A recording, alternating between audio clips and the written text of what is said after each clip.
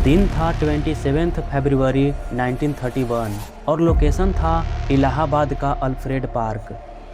सुबह के 10 बज रहे थे। एक क्रांतिकारी पार्क की एक घनी झाड़ी और जामुन के पेड़ के नीचे अपने साथी के साथ बैठकर फ्यूचर प्लान बना रहे थे। तभी पेड़ों के पीछे से ब्रिटिश पुलिस ने पार्क को चारों तरफ से घेर लिया और पहली गोली चली।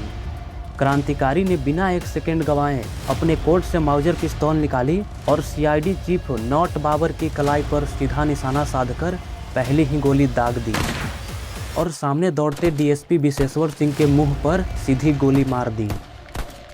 ये थे हमारे वीर चंद्रशेखर आज़ाद और यह था उनके जीवन का आखिरी दिन। चंद्रशेखर आज़ाद का नाम सुनते ही मूंछों पर ताव और हाथ में पिस्तौल वाली तस्वीर सामने आती है। लेकिन जो बात बहुत कम लोग जानते हैं वो यह है कि चंद्रशेखर आज़ाद की डेथ के पीछे एक इंडियन की ही गद्दारी थी। आज हम इस वीडियो में महसूस करेंगे चंद्रशेखर आज़ाद के आखिरी 24 घंटे। किस तरह एक अकेला योद्धा करीब 80 से ज़्यादा ब्रिटिश पुलिसों से लड़ता रहा और फिर लास्ट गोली खुद को मारी और हमेशा के लिए आज़ाद हो गए।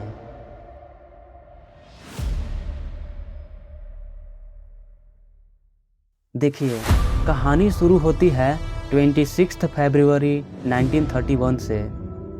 रात के करीब 10 बजे इलाहाबाद शहर की तंग गलियों में एक साधारण से किराए के मकान में चंद्रशेखर आज़ाद अपने 2 साथियों के साथ नक्शे और कागजों का एनालिसिस कर रहे थे।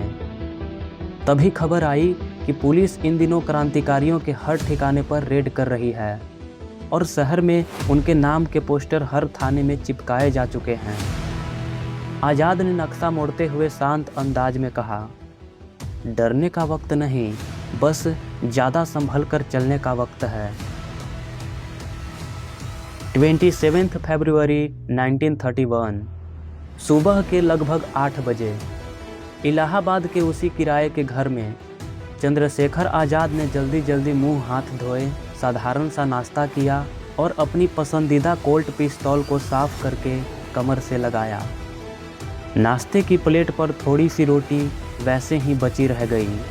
वो हमेशा की तरह जल्दी में थे, जैसे उन्हें कहीं पहुंचने की बहुत हड़बड़ी हो।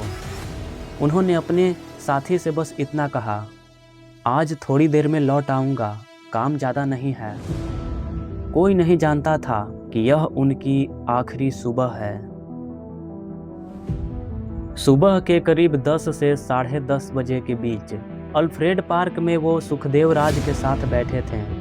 तभी वीरभद्र तिवारी नाम के एक खबरी ने उनकी लोकेशन पुलिस को बता दी। अचानक पुलिस एसपी नॉट बाबर भारी फोर्स के साथ वहां पहुंचा। एक तरफ अंग्रेज अफसर जॉन नॉट बाबर और डीएसपी विशेश्वर सिंह अपनी टीम के साथ चुपचाप पोजीशन ले रहे थे। वहीं दूसरी तरफ चंद्रशेखर आज़ाद और सुखदेव राज फ्यूचर प्लान्स बना रहे थे।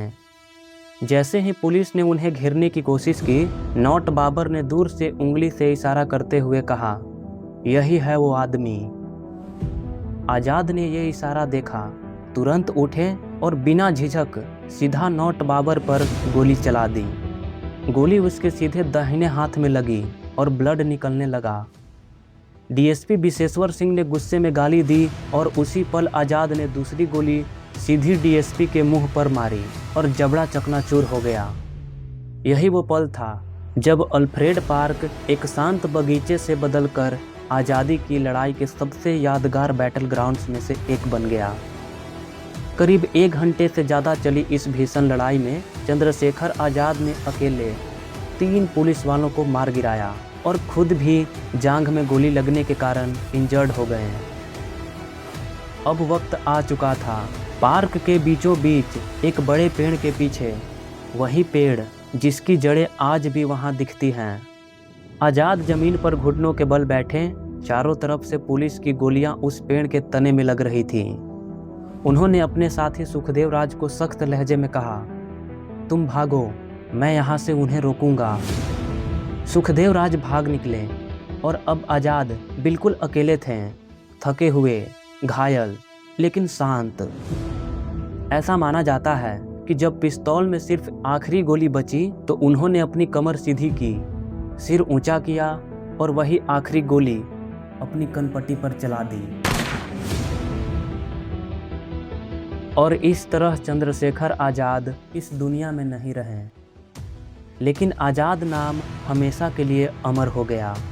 चंद्रशेखर आज़ाद सिर्फ 24 ईयर्स ही जिए, लेकिन इतने कम वक्त में उन्होंने वो काम कर दिखाया जो कई लोग लंबी ज़िंदगी जीकर भी नहीं कर पाते। उन्होंने पूरे एक पीढ़ी को हथियार उठाने की हिम्मत दी और डर यानी फियर को आज़ादी के रास्ते से हटा दिया। ऐसा कहा जाता है कि गिरफ्तारी के बाद उनसे एक बार पूछा गया था, तुम्हारा नाम क्या है? आज़ाद ने तब जवाब दिया था, नाम आज़ाद, पिता का नाम आज़ादी और पता जेल की 4 दीवारी। यह था चंद्रशेखर आज़ाद का आखिरी दिन। एक ऐसा दिन जो कहने को तो इलाहाबाद के एक पार्क में गुजरा, लेकिन उसकी गूंज आज भी हर उस दिल में सुनाई देती है जो आज़ादी शब्द को महसूस करता है। आप चंद्रशेखर आज़ाद को किस रूप में याद करते हैं, कमेंट में बताइएगा। और यदि इसी तरह क्रांतिकारियों की स्टोरी देखना पसंद है तो इस चैनल को सब्सक्राइब जरूर कर लीजिएगा। जल्द ही मिलते हैं एक और क्रांतिकारी की अनसुनी कहानी के साथ। तब तक के लिए धन्यवाद।